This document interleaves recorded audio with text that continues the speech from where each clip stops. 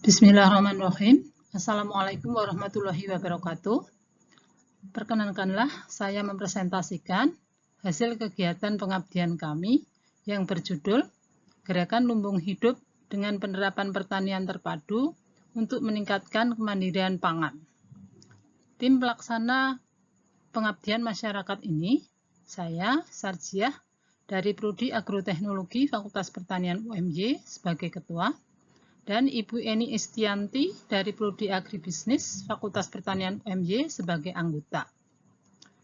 Kegiatan pengabdian masyarakat ini kami lakukan di kelompok Taman Toga atau Tanaman Obat Keluarga Surya Putri Aisyah Pandak Barat atau yang biasa disingkat dengan Surtrias Panbar. Poin yang akan saya sampaikan meliputi latar belakang, tujuan, metode pelaksanaan, hasil dan implikasi, dan simpulan. Latar belakang, Program Nasional Gerakan Menanam Tanaman di Pekarangan dalam rangka mewujudkan ketahanan pangan, kemandirian, dan kedaulatan pangan sudah dicanangkan sejak 2015. Program jangka pendek dan menengah Kementerian RI tahun 2020-2024, diantaranya kegiatan pekarangan pangan lestari, dan pertanian keluarga melalui kegiatan pemanfaatan lahan pekarangan secara optimal atau intensifikasi pekarangan. Penyelenggaraan cadangan makanan masyarakat dapat dilakukan melalui intensifikasi pekarangan dengan sistem pertanian terpadu. Sistem pertanian terpadu atau integrated farming adalah suatu sistem pengelolaan tanaman, hewan ternak, dan ikan dengan lingkungannya untuk menghasilkan suatu produk yang optimal. Permasalahan yang dihadapi anggota kelompok Toga Surtrias Panbar adalah pengetahuan dan wawasan dalam pemanfaatan pekarangan masih terbatas, terutama keterampilan dalam budidaya ikan dan ternak. Berdasarkan permasalahan tersebut di atas, solusinya adalah meningkatkan wawasan dan keterampilan anggota kelompok dalam pemanfaatan pekarangan yang lebih produktif. Salah satu upaya dalam mewujudkan kemandirian pangan yang dapat dipilih untuk dapat diterapkan oleh setiap keluarga adalah dengan memanfaatkan pekarangan rumah sebagai lumbung hidup, karena pada dasarnya pekarangan sering juga disebut sebagai lumbung hidup. Budidaya lumbung ini bisa kita galakkan lagi sebagai upaya untuk memenuhi kebutuhan hidup, bahkan dapat menambah pendapatan keluarga. Adapun tujuan dari pengabdian masyarakat kami yaitu meningkatkan ketersediaan dan kemandirian pangan keluarga melalui pemanfaatan pekarangan dengan sistem pertanian terpadu.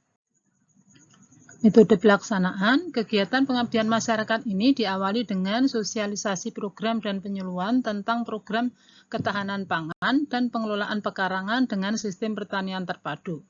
Kemudian dilanjutkan dengan pelatihan dan praktek penyiapan media tanam, pembibitan, dan pembuatan pupuk organik cair dari kotoran ternak.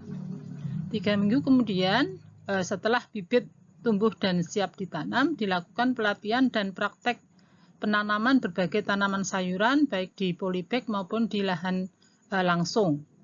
Praktek budidaya ikan dalam ember atau yang disebut budidamber, dan budidaya ternak ayam ras atau ayam Jawa menggunakan hibah sarana yang diberikan dari UMY melalui tim pelaksana.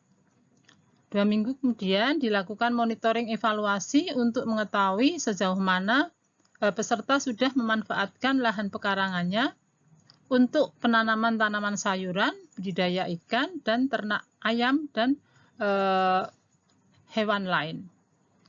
Serta mengetahui kendala-kendala apa yang dihadapi pada saat pelaksanaan di lapangan. Monef juga dilakukan melalui WA Group yang beranggotakan seluruh peserta yang terlibat di dalam kegiatan pengabdian ini dan tim pelaksana, di mana masing-masing bisa saling bertanya, berkonsultasi, dan sharing pengalaman dalam praktek penanaman tanaman sayur-sayuran dan tanaman lain, juga beternak ikan, ayam, dan hewan lain. Setelah 3 bulan dilakukan monef kembali untuk melihat keberhasilan peserta dalam memanfaatkan lahan pekarangannya sebagai lumbung hidup keluarga. Hasil dan implikasi. Setelah mengikuti kegiatan pengabdian masyarakat ini, yaitu penyuluhan, pelatihan, dan praktek pemanfaatan lahan pekarangan dengan sistem pertanian terpadu, pengetahuan, wawasan, pemahaman, serta keterampilan meningkat dari 75% menjadi 93%. Berikutnya, dapat menyiapkan media tanam untuk pembibitan dan penanaman sayuran, yang selanjutnya bisa membuat pembibitan tanaman sayuran antara lain cabai, terong, tomat, sawi, dan membuat pupuk organik cair dari kotoran ternak. Selanjutnya, dapat menanam berbagai tanaman sayuran dengan media dalam pot ataupun polybag maupun di lahan secara langsung, seperti tanaman cabai, tomat, kangkung, dan tanaman sayuran yang lainnya. Dan dapat juga melakukan budidaya ikan lele dalam ember atau budidamber, serta bertanah ayam dalam kandang. Di akhir program, setelah monef kedua, sudah dapat dipanen berbagai sayuran organik, diantaranya ada bayam, kangkung, sawi, terong, tomat, cabai, dan masih ada tanaman sayuran yang lain, serta sudah dapat dipanen ikan lele dari budidaya dalam ember atau budidamber, sedangkan ayam masih dalam proses pertumbuhan.